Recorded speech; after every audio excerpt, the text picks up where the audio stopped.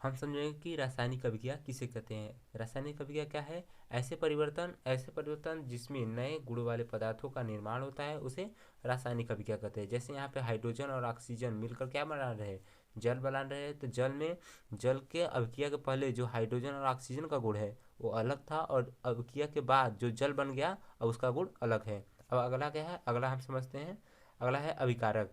अभिकारक किसे कहते हैं? अभिकारक ऐसे पदार्थ जो रासायनिक अभिक्रिया में हिस्सा लेते हैं उन्हें अभिकारक कहते हैं। जैसे हाइड्रोजन और ऑक्सीजन इस अभिक्रिया में क्या लिए हैं? हिस्सा लिए हैं। जैसे हाइड्रोजन ऑक्सीजन मिलकर जल बना रहे हैं, तो हाइड्रोजन और ऑक्सीजन इस अभिक्रिया में भाग लिए हैं, तो उन्हें क्या हो गए? उन्हें क्या कहेंगे? अभिकारक कहेंगे। क्या कहेंगे? अभिकारक। अगला क्या है? अब हम समझेंगे उत्पाद किसे कहते हैं। ऐसे पदार्थ जिनका निर्माण रासायनिक अभिक्रिया में होता है उन्हें उत्पाद कहते हैं। जैसे हाइड्रोजन और ऑक्सीजन मिलकर क्या बना रहे हैं? जल बना रहे हैं, तो इसमें बन क्या रहा है? जल, यानी कि उत्पाद के रूप में हमें क्या मिल रहा है? जल। तो ये क्या हो गया? उत्पाद। यही क्या है? उत्पाद। जल क्या हो गया? उत्पाद। अब आगे देखते हैं आगे क्या होगा। अगला है रासायनिक अभिक्रिया के उदाहरण, यानी कि हम अब देखेंगे कि रासायनिक अभिक्रिया के उदाहरण क्या क्या है। जैसे भोजन का पकना क्या है? भोजन का पकना एक रासायनिक अभिक्रिया है। श्वसन यानी सांस लेना भी क्या है? एक रासायनिक अभिक्रिया है। लोहे पर जंग लगना, लोहे पर जंग लगना भी एक क्या है? रासायनिक अभिक्रिया। दही का बनना। अब आगे देखते हैं रासायनिक अभिक्रिया के प्रेक्षण, यानी कि रासायनिक अभिक्रिया होता है तो क्या क्या परिवर्तन होता है। यानी कि उससे अवस्था में परिवर्तन हो सकता है, यानी वो सॉलिड है तो लिक्विड हो सकता है, लिक्विड है तो गैस में हो सकता है, गैस में है तो सॉलिड हो सकता है, ये हो सकता है। रंग में परिवर्तन, उसके रासायनिक अभिक्रिया के पहले उसका रंग कुछ और रहेगा और रासायनिक अभिक्रिया के बाद उसका रंग परिवर्तित हो सकता है। तापमान में परिवर्तन हो सकता है गैस का, उस यानी गैस भी बाहर निकल सकती है। अगला क्या है? अगला है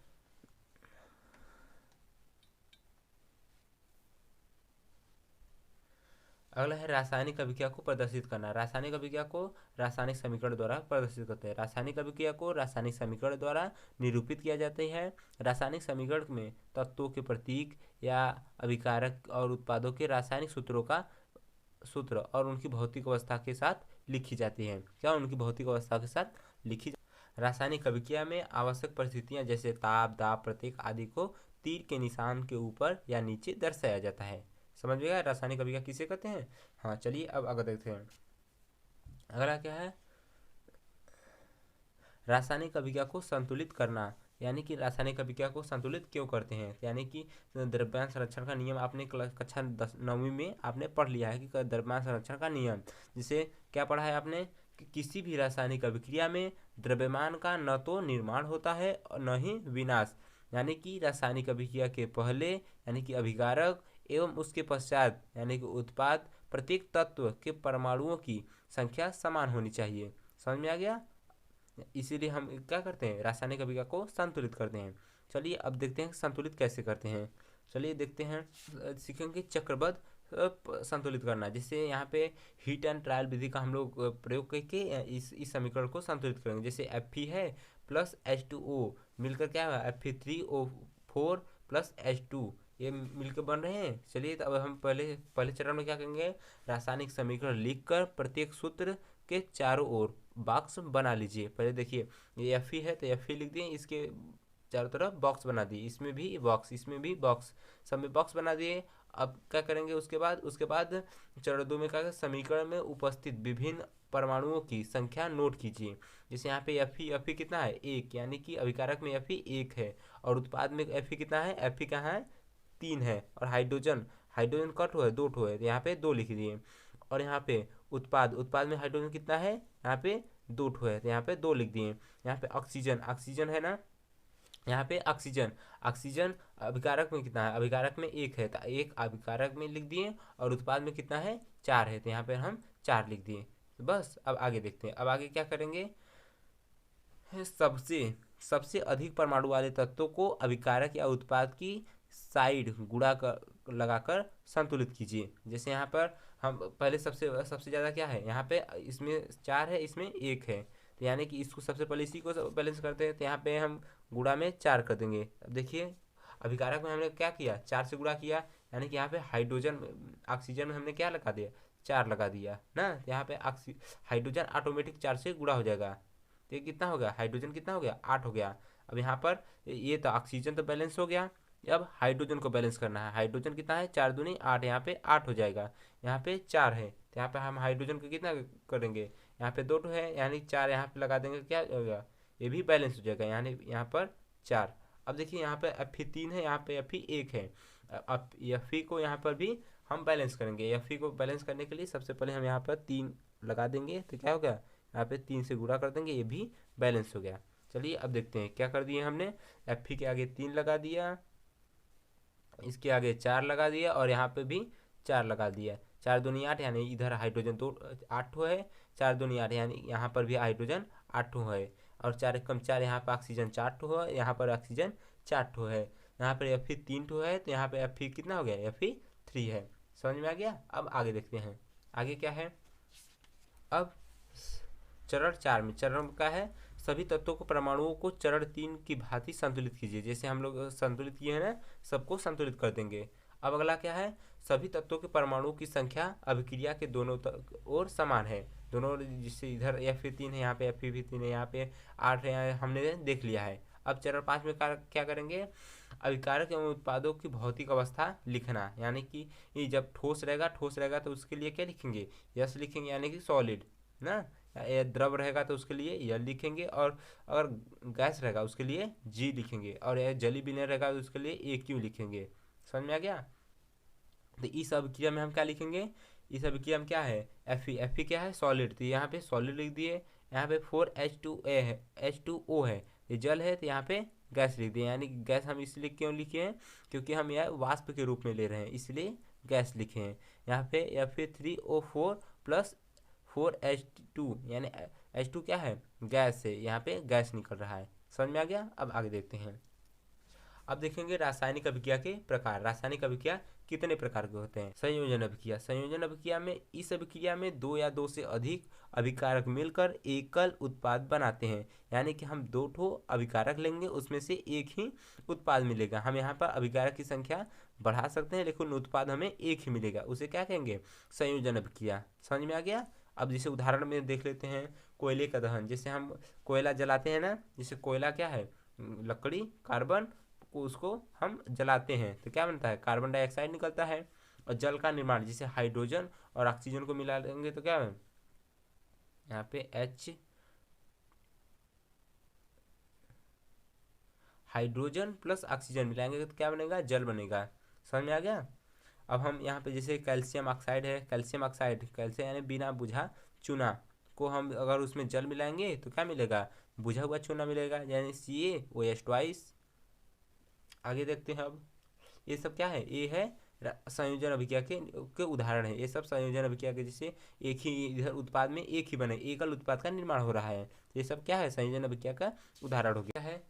उष्मा क्षेपी अभिक्रिया क्या है, अगला है उष्मा क्षेपी अभिक्रिया।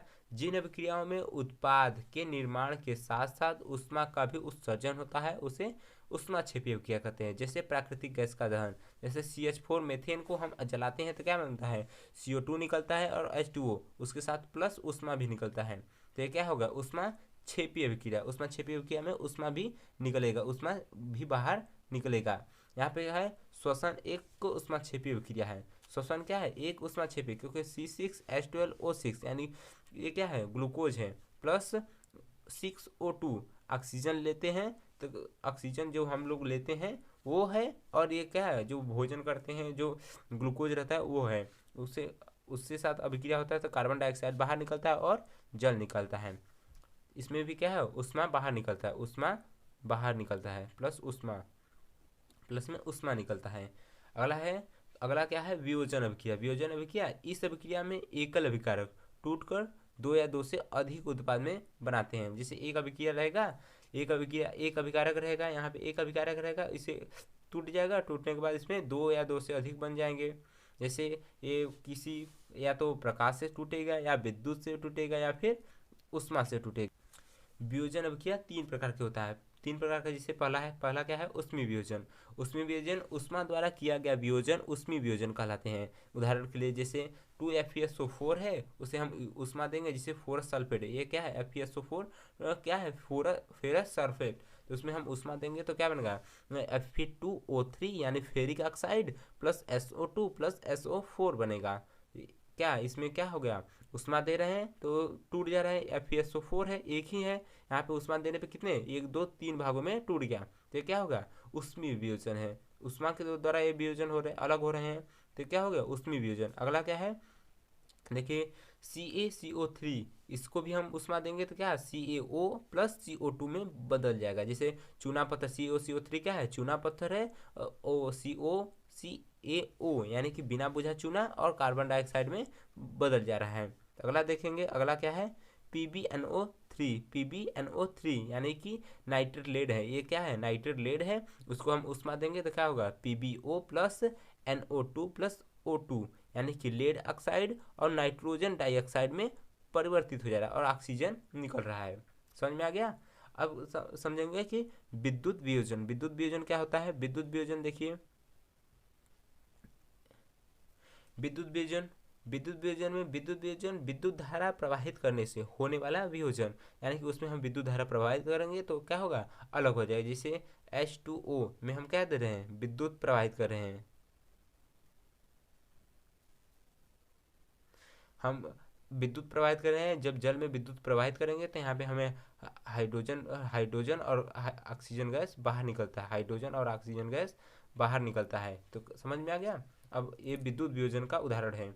अगला देखते हैं, अगला क्या है, प्रकाशीय वियोजन। तीसरा क्या है, प्रकाशीय वियोजन, सूर्य के प्रकाश की उपस्थिति में होने वाला वियोजन, यानी कि सूर्य के प्रकाश से जो वियोजन होता है उसे क्या कहते हैं, प्रकाशीय वियोजन। उदाहरण के लिए जैसे AgCl, AgCl है, सूर्य के प्रकाश में AgCl को रखेंगे तो क्या होगा, Ag और Cl2 में बदल जाएगा, यानी कि ये 2 भागों में टूट जाए।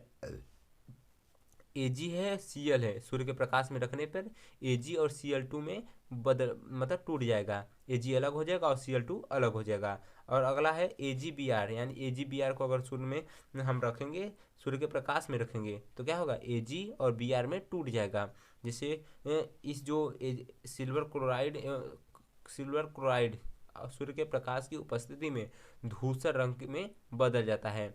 इस अभिक्रिया का उपयोग श्याम श्वेत फोटोग्राफी में होता है। जो सिल्वर क्लोराइड नहीं है, सिल्वर क्लोराइड है, इसका ये जो जब इसको सूर्य के प्रकाश में रखते हैं तो क्या धूसर रंग का बदल जाता है। इस अभिक्रिया को क्या कहते हैं, श्याम श्वेत फोटोग्राफी में प्रयोग किया जाता है। अगला देखते हैं, अगला आप देखते हैं, अगला क्या है, उष्मा शोषी अभिक्रिया। जिन अभिक्रियाओं में अभिकारकों को तोड़ने के लिए उष्मा, प्रकाश या विद्युत ऊर्जा की आवश्यकता होती है उसे क्या कहते हैं, उष्मा शोषी अभिक्रिया कहते हैं। यानी कि उस अभिक्रिया को कराने के लिए हमें या तो उष्मा देनी पड़ेगी या प्रकाश या विद्युत की ऊर्जा की आवश्यकता होती है, उसे क्या कहते हैं, उष्मा शोषी अभिक्रिया, यानी कि वियोजन अभिक्रिया के तरह एकदम। अगला क्या है, अगला है विस्थापन अभिक्रिया। विस्थापन अभिक्रिया में अधिक क्रियाशील तत्व को उसके यौगिक से विस्थापित कर देता है। इस अभिक्रिया में जैसे विस्थापन अभिक्रिया है जिसमें इसमें जो अधिक क्रियाशील तत्व रहेगा वो कम क्रियाशील तत्व को उसके यौगिक से विस्थापित कर देगा। यहाँ जैसे Fe है, CuSO4 Cu Fe से कम क्रियाशील तत्व है, Fe ज़्यादा अधिक क्रियाशील तत्व है, तो Cu को हटा देगा, अलग कर देगा और FeSO4 के साथ विलयन बना लेगा। समझ में आ गया। यानी कि इसमें अधिक क्रियाशील तत्व कौन है, Fe है। यानी कि लोहे की कील पर भूरे रंग की कापर की परत जम गई, यानी CuSO4 के नीले विलयन का रंग हरा, यानी FeSO4 के निर्माण के कारण हो गया। समझ में आ गया। जैसे Zn है, Zn फिर CuSO4 क्या है, CuSO4 एक विलयन है ना, उसमें हम Zn मिला दें तो ZnSO4 यानी Cu को उसके विलयन से अलग कर देगा और Zn उसके पास आ जाएगा, तो क्या होगा, ये भी क्या होगा, विस्थापन अभिक्रिया होगा। जिसे जिंक कापर से अधिक क्रियाशील तत्व है, इसमें पता क्या रहा है, जिंक कापर से अधिक क्रियाशील तत्व है, इसीलिए इसको अलग कर दे रहा है। अगला क्या है, द्विविस्थापन अभिक्रिया। इस अभिक्रिया में उत्पादों का निर्माण दो यौगिकों के बीच आयनों के आदान प्रदान से होता है। उदाहरण के लिए Na2SO4 BaCl2 वो अभिक्रिया का क्या बना है, BaSO4 और NaCl से बेरियम सल्फेट BaSO4 के सफ़ेद अम्लीय अवक्षेप का निर्माण होता है, इसलिए इस अभिक्रिया को अवक्षेपण अभिक्रिया कहते हैं। इस अभिक्रिया को क्या कहते हैं, अवक्षेपण अभिक्रिया कहते हैं। अगला क्या है, उपचयन एवं अपचयन जैसे उपचयन और अपचयन अभिक्रिया। जैसे उपचयन कब होता है? जब किसी पदार्थ में ऑक्सीजन की वृद्धि होती है, यानी कि जब किसी रासायनिक अभिक्रिया में ऑक्सीजन की वृद्धि हो जाएगी तो क्या होगा? उपचयन अभिक्रिया होगा। या फिर जब किसी पदार्थ में हाइड्रोजन का ह्रास होता है, यानी कि हाइड्रोजन कम होता है, तो उसे क्या कहते हैं? उपचयन अभिक्रिया। जब किसी पदार्थ में ऑक्सीजन की वृद्धि होती है अथवा हाइड्रोजन का ह्रास होता है अथवा दोनों हो तो इसे अपचयन अभिक्रिया कहते हैं। जैसे कार्बन और ऑक्सीजन, इसमें कार्बन डाइऑक्साइड बना रहा है, तो ये जो ऑक्सीजन में क्या है, कार्बन में ऑक्सीजन की वृद्धि हो गई, तो ये क्या हो गया? कार्बन डाइऑक्साइड बना दिया, तो क्या हो गया? ये है उपचयन अभिक्रिया। जैसे CuO2 है, CuO2 कॉपर और ऑक्सीजन है ना, यहाँ पर Cu के साथ क्या है? ऑक्सीजन जुड़ जाएगा, जुड़ गया, Cu के साथ ऑक्सीजन जुड़ गया, इसलिए Cu पहले एक भी नहीं था, Cu के पास ऑक्सीजन एक भी नहीं था, अब इसमें ऑक्सीजन आ गया, यानी ये भी क्या हो गया? उपचयन अभिक्रिया हो गया। अब उपचयन देख लिया, अब हम देखेंगे अपचयन अभिक्रिया। क्या देखेंगे? अपचयन अभिक्रिया। अपचयन अभिक्रिया कहते हैं जब किसी पदार्थ में ऑक्सीजन का ह्रास होता है या फिर जब किसी अभिक्रिया में हाइड्रोजन की वृद्धि होती है। इसमें से दोनों में से एक कंडीशन होना जरूरी है। अपचयन अभिक्रिया जब किसी पदार्थ में हाइड्रोजन की वृद्धि अथवा ऑक्सीजन का ह्रास हो अथवा दोनों हो, उसे अपचयन अभिक्रिया कहते हैं। जैसे CuO प्लस H2 में, जैसे CuH2O, यानी कि देखिए यहाँ पे क्या हो? ऑक्सीजन इसके साथ एक है, यहाँ पर ऑक्सीजन एक भी नहीं, यानी कि ऑक्सीजन का क्या हो गया? ह्रास हो गया। और हाइड्रोजन क्या हुआ? हाइड्रोजन यहाँ पे जुड़ गया ऑक्सीजन के साथ, ये क्या हो गया? अपचयन अभिक्रिया। जब किसी अभिक्रिया में उपचयन और अपचयन दोनों हो, उसे रेडॉक्स अभिक्रिया कहते हैं। जैसे यहाँ पे क्या हो रहा है? यहाँ पे ऑक्सीजन यहाँ पे अलग हो रहा है, लेकिन इसमें जाके ऑक्सीजन जुड़ रहा है, तो यहाँ पे क्या हो गया? देखिए यहाँ पे ऑक्सीजन क्या हो अलग हो रहा है। जब रासायनिक अभिक्रिया में ऑक्सीजन अलग होता है तो क्या कहते हैं?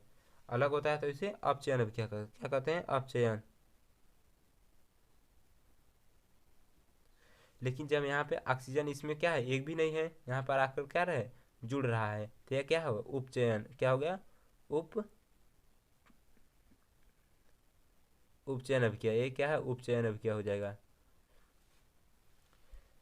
ये उपचयन हो गया, यहाँ पे उपचयन हो रहा है, यहाँ पे अपचयन है, यानी कि इसे रेडॉक्स अभिक्रिया भी कह सकते हैं। जब किसी अभिक्रिया में उपचयन और अपचयन दोनों हो तो उसे रेडॉक्स अभिक्रिया कहते हैं। समझ में आ गया? अब अगला देख, दैनिक जीवन में उपचयन अभिक्रियाओं का प्रयोग देखते हैं। संक्षारण क्या होता है? जब कोई धातु ऑक्सीजन, आर्द्रता, अम्ल आदि के संपर्क में आती है जिससे धातु की ऊपरी परत कमजोर यानी कि संक्षारित हो जाती है, तो उसे क्या कहते हैं? संक्षारण कहते हैं। जैसे उदाहरण के लिए लोहे की वस्तुओं पर जंग लगना, जैसे लोहे की वस्तु है उस पर क्या हो जाता है? लोहे की वस्तु पर जंग लग जाता है। चांदी के ऊपर काली परत जमना, यानी चांदी की कोई वस्तु है तो उस पर क्या काली परत आ जाती है। तांबे के ऊपर हरी परत, यानी तांबा की वस्तु है तो उस पर क्या हो जाता है? उस पर भी हरी परत लग जाती है, तो उससे ये सब क्या है? संक्षारण होता है, किसी भी तत्व धातु का संक्षारण होता है।